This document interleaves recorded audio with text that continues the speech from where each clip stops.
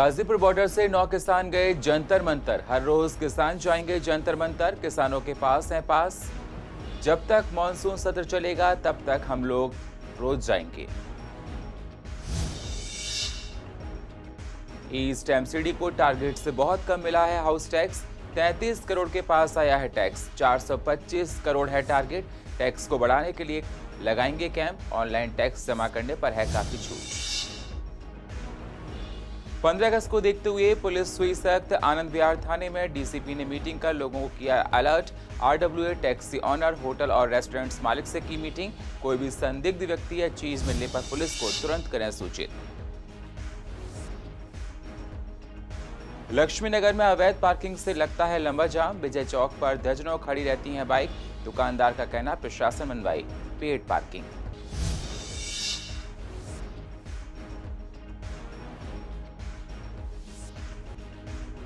और कोरोना की third wave, bird flu, dengue, chikungunya और मलेरिया से बचें। बरसात में बीमारियों का फैलने का खतरा ज्यादा। डॉक्टर्स ने कहा बरतें सारे एहतियात।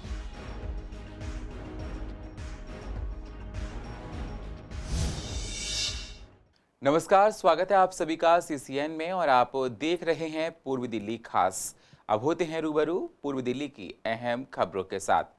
किसानों के आंदोलन ने एक बार फिर से रफ्तार पकड़ ली है।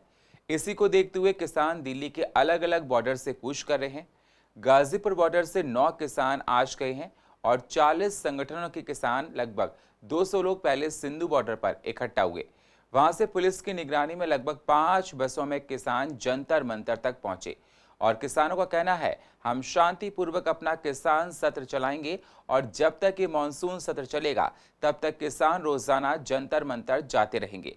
और जाने वाले सभी किसानों का अलग से पहचान पत्र बनाया गया है जो संयुक्त किसान मोर्चा की ओर से बनाया गया है। उसी को वेरीफाई कर जंतर मंतर पर एंट्री दी जा रही है, जिसको देखते हुए दिल्ली पुलिस में सुरक्षा कड़ी कर दी गई है। गाजीपुर बॉर्डर से आदरणीय राकेश टिकैत जी के नेतृत्व में 9 किसान गए हैं। फिर सिंघू बॉर्डर से कितने किसान गए हैं वो वहाँ का विषय है, लेकिन यहाँ से 9 किसान गए हैं। सभी जंतर मंतर पर हैं। इस समय बेहद शांतिपूर्ण तरीके से हमारी किसान संसद चल रही है। पूरा माहौल शांतिपूर्वक है और मुझे भरोसा है कि ये पूरा अभियान हमारा शांतिपूर्वक और सम्मानपूर्वक समापन होगा। प्रतिदिन शाम को 5 बजे किसान संसद का समापन होगा और सारे लोग वापस आएंगे। अगले दिन दूसरी टीम जाएगी और इसी तरह से प्रक्रिया तब तक जारी रहेगी जब तक संसद का सत्र चलता रहेगा। सिंघू बॉर्डर से ही सारे किसान अपने अपने बॉर्डरों से अपने नामित किसानों को लेकर के सिंघू बॉर्डर पहुंचेंगे और वहां से फिर स्पेशल पास बनेगा संयुक्त किसान मोर्चे का। पहले हर जत्थेबंदी अपने अपने किसानों का परीक्षण करके ले जाएगी, फिर संयुक्त किसान मोर्चे का परीक्षण होकर के उनको पास दिया जाएगा। वही पास लेकर के बसों में बैठेंगे। 5 बसों में 200 किसान इस समय जंतर मंतर पर आंदोलन में शामिल हैं और शांतिपूर्वक आंदोलन चल रहा है। अगले दिन 200 किसान फिर शाम को 5-6 बजे तक उठ जाया करेंगे। फिर अगले रोज दूसरे 200 नए आदमी पहुंच जाएंगे। 40 हमारे संगठन में हैं इस मोर्चे में और जो है 5-5 लोग लिए गए। तो हम खुद ही सोच के चल रहे हैं। उसका सारी आईडी वगैरह और फोटो वगैरह सारे भेजे दे दिए हैं। अलग अलग व्यक्ति जाएंगे। 5 दिन जो पहले दिन जाएंगे वो दूसरे दिन नहीं रहेंगे, दूसरे दिन अलग है। हमने पूरा ब्यौरा तैयार कर लिया है हमारा काफ़ी लंबे समय तक का। इसी तरह से चलता रहेगा, चेंज करते रहेंगे। ईस्ट एमसीडी हमेशा चाहती है कि निगम को ज्यादा से ज्यादा टैक्स मिले, जिससे निगम का रेवेन्यू बढ़ सके और निगम को आर्थिक तंगी से राहत मिले। ईस्ट एमसीडी के मेयर श्याम सुंदर अग्रवाल का कहना है कि निगम का हाउस टैक्स का टारगेट 425 करोड़ का है और अभी तक 33 करोड़ के लगभग टैक्स आया है। निगम के पार्षद अपने अपने इलाकों में कैंप लगाकर टैक्स को बढ़ाने की कोशिश कर रहे हैं। साथ ही जो लोग ऑनलाइन टैक्स जमा करते हैं उनको काफी छूट दी जा रही है।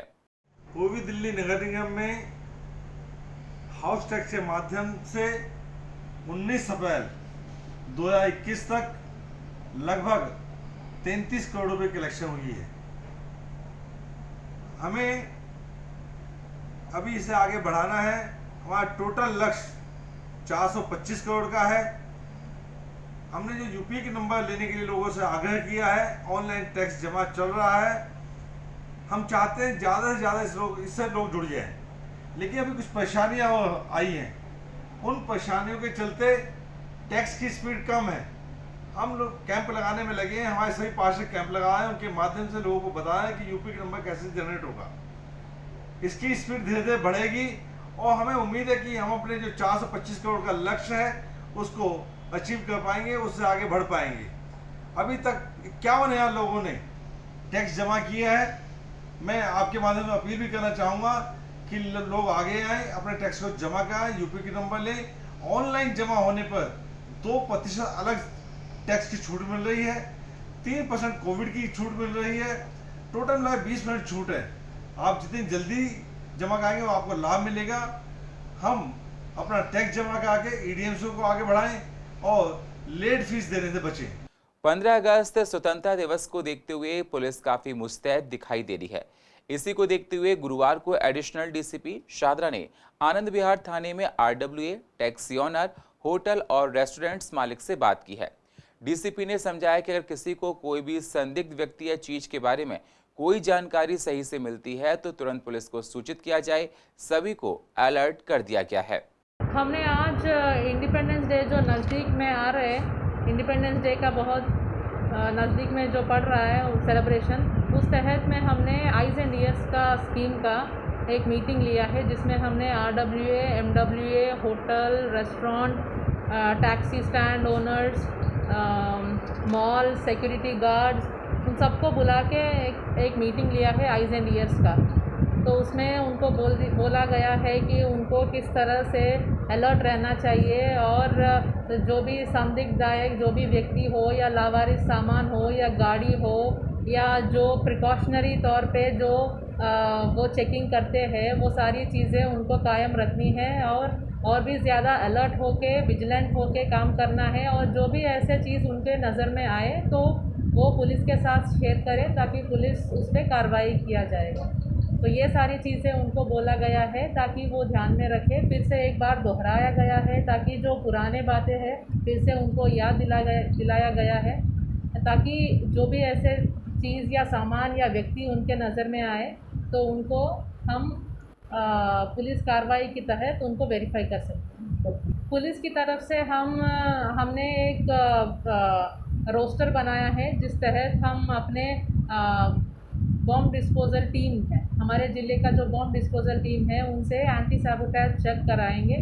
दिल्ली में बर्ड फ्लू से एक व्यक्ति की मौत हो गई है, जिसको देखते हुए लोगों के मन में डर था, साथ ही कोरोना का खतरा भी बना हुआ है। डॉक्टर्स का कहना है कि बर्ड फ्लू कोई संक्रमण रोग नहीं है। बाजार से लाए हुए चिकन को ना खाएं, साथ ही मॉनसून में डेंगू, चिकनगुनिया और मलेरिया से भी बचें। Bird flu human to human transfer नहीं होता है, ट्रांसमिट नहीं होगा। एक इंसान से दूसरे इंसान में बर्ड फ्लू नहीं फैलेगा। बर्ड फ्लू पहली बार नहीं आ रहा है, हर साल आता है, हर सीज़न आता है और इसी सीज़न में आता है। उसकी वजह यही होती है कि इस वक्त कॉन्टामिनेशन ऑफ वाटर हो जाता है, पानी जो है वो थोड़ा प्रदूषित हो जाता है, जिसकी वजह से ये हर साल आता है। तो बर्ड फ्लू एक ऐसी चीज़ है जो हर साल आती रहेगी, इस साल भी आएगी और इसी समय पे आती है। साथ में डेंगू, चिकनगुनिया, मलेरिया, ये सारा कुछ भी आएगा ही। अब ये सब में एक ही चीज़ मैं कहने की कोशिश करूँगा, वो है prevention is better than cure. Bird flu से अगर बचना है तो सबसे आसान तरीका क्या है कि जो हम चिकन वगैरह ले रहे हैं उसका सेवन इन दिनों में रोक दे, और अगर लेना चाहते हैं तो वेल कुक्ड घर पे लें। कोरोना के केस पहले से कम जरूर हो गए हैं, लेकिन खतरा अभी कम नहीं हुआ। कोरोना के थर्ड वेव को लेकर बार बार WHO और ICMR सचेत कर रहा है। डॉक्टर्स का कहना है कि जितने लोगों को वैक्सीन लग जाएगी उतना ही कोरोना का प्रकोप कम होता जाएगा, लेकिन देखा जा रहा है कि दिल्ली में कई सेंटर्स पर वैक्सीन की किल्लत है। वैक्सीन की रफ्तार को हम लोगों को बढ़ानी पड़ेगी। हमारे देश में कोरोना की तीसरी वेव आने की संभावना बहुत ज्यादा है। डॉक्टर पॉल, जो नीति आयोग के डॉक्टर हैं, उन्होंने भी ये चेतावनी दी है कि अगले 100 दिनों के अंदर हिंदुस्तान में कोरोना की तीसरी वेव दस्तक दे सकती है। दोस्तों, कोरोना की जो तीसरी वेव है ये बहुत ही ज्यादा घातक है और इससे जान माल का नुकसान भी बहुत ज्यादा होगा। जिन देशों में ये तीसरी लहर आई है उन देशों में बहुत ज्यादा त्राही हो रही है। हमारे पास इस तीसरी वेव से बचने के बहुत कम विकल्प हैं, जिनमें एक मास्क लगाना और सोशल डिस्टेंसिंग का पालन करना है। वहीं दूसरी तरफ वैक्सीनेशन जो है वो लगाना, इसका भी महत्व बहुत ज्यादा है। दोस्तों, ईस्ट दिल्ली के अंदर वैक्सीनेशन जो है वो पूरे दिल्ली से और भारत में काफी जगहों से कम हुआ है। इसलिए हमारे को इस दिल्ली के अंदर वैक्सीनेशन की प्रक्रिया को तेज करना बहुत जरूरी है। बहुत सारे लोग लापरवाह हो रहे हैं, बहुत सारे लोग ये सोच रहे हैं कि अभी कुछ जरूरी काम कर लें और उसके बाद वैक्सीनेशन लगा लेंगे, मगर वैक्सीनेशन का लगाना बहुत ही ज्यादा आवश्यक है, बहुत ही ज्यादा जरूरी है। कहीं ना कहीं हम ये देख रहे हैं कि सरकार की भी लापरवाही इसमें बहुत ज्यादा हो रही है। मेरी सरकार से ये गुजारिश रहेगी कि वैक्सीनेशन जो है वो सारे प्राइवेट हॉस्पिटल में उपलब्ध कराएं। पूर्व दिल्ली के लक्ष्मी नगर में लोग अवैध पार्किंग से परेशान हैं। विजय चौक मार्केट में लोग दुकानों के बाहर गाड़ियों की पार्किंग कर देते हैं, जिससे बाजारों में भीड़ हो जाती है और जाम लग जाता है। कोरोना प्रोटोकॉल का पालन ठीक से नहीं हो पाता है। दुकानदारों का कहना है कि हम लोगों के लिए अलग से पार्किंग बनाई जाए, हम लोग पेड करने को तैयार हैं। कि मार्केटों में कस्टमर का जो है आना जाना बिल्कुल ना के बराबर हो गया है। गाड़ियां जो आती हैं वो थोड़ी बहुत देर के लिए खड़ी होती हैं, चालान इतने हैवी हो गए हैं, उसका ऑर्डर हो गया है। मार्केट दिन पर दिन डंप होती जा रही है। हमारे दुकानदार जो है, जितने भी दिल्ली के तमाम दुकानदार है, हमारी एशियन के दुकानदार जो है, वो तमाम तरह के रेवेन्यू टैक्सेस वगैरह सभी पे करते हैं। इसके बावजूद अगर काम दिन पर दिन कम होता जाएगा तो ये हालत बद से बदतर होती जाएगी। तो जाहिर है कि ऐसी स्थिति में हम लोगों को अपनी दुकानें बंद करने पर मजबूर होना पड़ेगा। कि हमारी जो मार्केट है इसे पर सिंगल लेन की पार्किंग में प्रोवाइड करें, पेड पार्किंग करते हैं, जिससे गवर्नमेंट को रेवेन्यू मिलेगा। हम लोग लिखित में दे चुके हैं कि भाई EDMC को कि इसको पेड पार्किंग कर दीजिए, आपको रेवेन्यू मिलेगा। हमारे दुकानदारों की, हमारे कस्टमर्स की गाड़ियाँ आराम से सेफ खड़ी होगी और सरकार को भी रेवेन्यू मिलेगा। पार्किंग तो शॉर्टेज बहुत है। फिर दूसरा, लोग रहते अंदर है, गाड़ियाँ अपनी यहाँ खड़ी कर करके जाते हैं। हमें कोई वैलिड पार्किंग नहीं है, प्रॉपर पार्किंग नहीं मिल रही। आप इस शकरपुर की तरफ और एक इधर की साइड में अगर दोनों साइड में करा दें मल्टी लेवल पार्किंग, आपने देखी कि गुरुद्वारे के पास या स्कूल ब्लॉक में काफ़ी गाड़ियाँ खड़ी हैं, लेकिन उसको मल्टी पार्किंग कर दें। अब मल्टी पार्किंग इनके पास पैसा नहीं है, तो आज गवर्नमेंट हर गवर्नमेंट कर रही है PPT मॉडल पे बना दो। अभी हाल ही में संसद में केंद्र सरकार की तरफ से कहा गया कि कोरोना की सेकेंड वेव में जब पीक पड़ती तो उस दौरान ऑक्सीजन से किसी की मौत नहीं हुई। इस पर जब हमने पूर्व दिल्ली की आवाम से पूछा तो उन्होंने क्या कहा, जरा आप भी सुनिए। कल बीजेपी ने जैसे पार्लियामेंट में कहा कि ऑक्सीजन की कोई कमी नहीं थी, तो मैं उनसे कहना चाहता हूँ एक बार आके ना ग्राउंड पर उतर के देखें। हमारे पास जो वीडियोस हैं, जो लोग बेचारे लाइनों में लगे हुए थे ऑक्सीजन के लिए, ऑक्सीजन के लंगर लगाए लोगों ने इंदिरापुरम में, तिलक नगर में, कृष्णा नगर में। हमसे आके मिले, हम उन्हें दिखाते हैं वीडियो कि कैसे लोग ऑक्सीजन के लिए तड़प रहे थे। लोनी तक से हमारे पास लोग आए हुए हैं ऑक्सीजन लेने के लिए। और बाद में ही बीजेपी के कुछ लोग थे जो इस टाइम को निकलने के बाद कंसंट्रेटर ला के फोटो सेक्शन के लिए उन्होंने कंसंट्रेटर बांटे थे। अगर ऑक्सीजन की कमी नहीं थी तो ऑक्सीजन के कंसंट्रेटर किस लिए लेके आए थे? किस लिए लोगों को बहकाने के लिए उन्होंने स्टार्ट कर दिया था कि अगर किसी को ऑक्सीजन की जरूरत है तो कंसंट्रेटर ले सकता है। तो एक बार ग्राउंड रियलिटी जाके चेक करें, लोगों से मिले जो ऑक्सीजन के लिए बेचारे लोगों की डेथ हुई है और कहाँ से लोग ऑक्सीजन प्रोवाइड करने के लिए भाग रहे थे ऑक्सीजन के लिए। ये ऑक्सीजन की कमी की वजह से दिल्ली में लोग नहीं मरे और देश में लोग नहीं मरे, तो ये बात कुछ हजम होने वाली नहीं है। इसका संज्ञान जो है हमारी माननीय उच्च न्यायालय और उच्चतम न्यायालय और दिल्ली हाईकोर्ट ने रोज ऑर्डर पास किए हैं कि दिल्ली में ऑक्सीजन की कमी की वजह से लोग मर रहे हैं, और इसको सारी दुनिया ने और हमारे देश ने और हर जिले ने देखा है। उसके बाद इस तरीके का स्टेटमेंट देना और इस तरीके का बयान देना कि ऑक्सीजन की वजह से लोग नहीं मरे, क्या हम इस तरीके की सरकार के साथ चल सकते हैं? ये अब लोगों को निर्णय लेना पड़ेगा कि इस तरीके की सरकार के साथ चला जा सकता है जो ओछी राजनीति कर रही है लोगों की मौत के ऊपर। दिल्ली में अब 3 एकड़ से कम क्षेत्र के DDA पार्क अब निगम के पास आ गए हैं।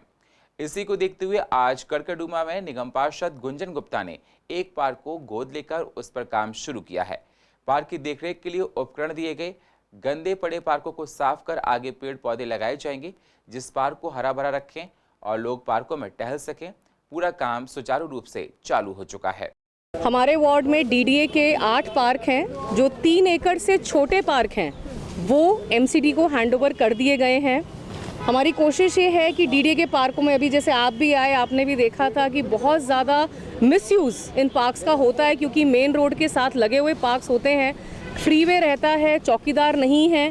कहीं ना कहीं इन्हीं चीज़ों को हैंडल करने के लिए मेंटेनेंस नहीं हो पाती है। कहीं ना कहीं इन्हीं चीज़ों को हैंडल करने के लिए ये पार्क CDMC को दिए गए हैं, जो 3 एकड़ से छोटे पार्क हैं। तो आज एक उसी का अडॉप्शन है और एक्सक्लूसिवली हमारे आनंद विहार वार्ड में, चूँकि ये मॉडल वार्ड है EDMC का, 3 एक्सक्लूसिव कॉन्सेप्ट्स हॉर्टिकल्चर को सुधारने के लिए, सबसे ग्रीन एरिया है EDMC का, तो 3 चीज़ें हमारे वार्ड को हम लेकर आए हैं अपने वार्ड के लिए। एक इसमें हैमर है जो ज़मीन में गड्ढा करने के लिए काम आएगी पेड़ लगाते हुए। एक हमारे पास इलेक्ट्रिक 100 है, जिसकी बहुत टाइम से मैं गार्डन्स कमेटी में आपके माध्यम से भी मैंने कई बार ये मुद्दा उठाया कि गार्डन 100 हमें डेफिनेटली चाहिए। और एक हमारे वार्ड में काफ़ी सारी मोटरें सील कर दी गई थी एनजीटी के रूल्स के चलते हुए। तो जो हमारे कूड़े के ट्रक मेट्रो वेस्ट आने के बाद स्पेयर हो गए थे, वो ट्रक्स हॉर्टिकल्चर डिपार्टमेंट को दिए गए हैं। उसमें पानी की 2 बड़ी टंकियां रखवाई गई हैं। उन पानी की टंकियों में कोंडली से, या हम ट्राई कर रहे हैं कि झिलमिल का जो सीटीपीटी प्लांट है वहाँ से हम पानी इसमें लेकर के आएँ और हमारे पार्कों में जहाँ भी मोटरें सील हुई हैं ग्राउंड वाटर का कम से कम इस्तेमाल करें। और हमारे जो 110 पार्क हैं और अब 4 नए बच्चे हमने अडॉप्ट किए हैं, 114 पार्क जो हैं उनकी आपूर्ति हम इस पानी से कर सकें। पूर्व दिल्ली के पटपड़गंज में आज प्लांटेशन किया गया। इस मौके पर निगम के मेयर श्याम सुंदर अग्रवाल, निगम के अधिकारी और पार्षद अपर्णा मौजूद रहीं। पार्षद अपर्णा गोयल ने कहा कि हम सभी को पेड़ों में गोद लेना चाहिए, पौधों के प्रति पूरी जिम्मेदारी निभानी चाहिए। इस मौके पर पौधा लगाया गया और कहा गया कि सभी लोग पेड़ों को गोद लो। हमारा मुख्य मुद्दा है कि यदि हम पेड़ लगाएं तो पेड़ों को बड़ा भी करें। हमारे एडीएमसी के हॉर्टिकल्चर डिपार्टमेंट से डॉक्टर राघवेंद्र जी हैं। हमें यूडी मिनिस्ट्री से जो फंड मिला उसमें अडॉप्शन ऑफ ट्रीज की स्कीम आई। स्कीम आती है, बहुत सारी स्कीम्स आती हैं, आप भी जानते हैं, लेकिन स्कीम को धरातल पर लाकर उसको प्रत्यक्ष रूप में मूर्त करना ये एक अलग बात होती है। ये एक सफल प्रशासनिक व्यक्ति ही कर सकता है। उसका साथ दिया यहाँ की सामाजिक संस्था ग्रीन लाइफ मिशन गाजीपुर में, और उस व्यक्ति के साथ साथ निगम पार्षद की पूरी जिम्मेदारी है कि वो पेड़ मरे नहीं। यदि कैजुअलिटी होती है किसी पेड़ की, मान लीजिए किसी ट्रक ने गलती से उसको मार दिया, तोड़ दिया, तो वो रिप्लेस हम करेंगे, लेकिन पेड़ को बड़ा करने की जिम्मेदारी उस व्यक्ति की है जिसने वो नाम उस रिगार्ड पर लिखवाया है। और पूर्व दिल्ली की अधिक जानकारी के लिए आप यूट्यूब पर जाकर CCN को सब्सक्राइब करें और फ्रेश अपडेट लेते रहें। और फिलहाल पूर्व दिल्ली खास में इतना ही। बाकी खबरों के लिए आप बने रहिए CCN के साथ। तब तक के लिए नमस्कार।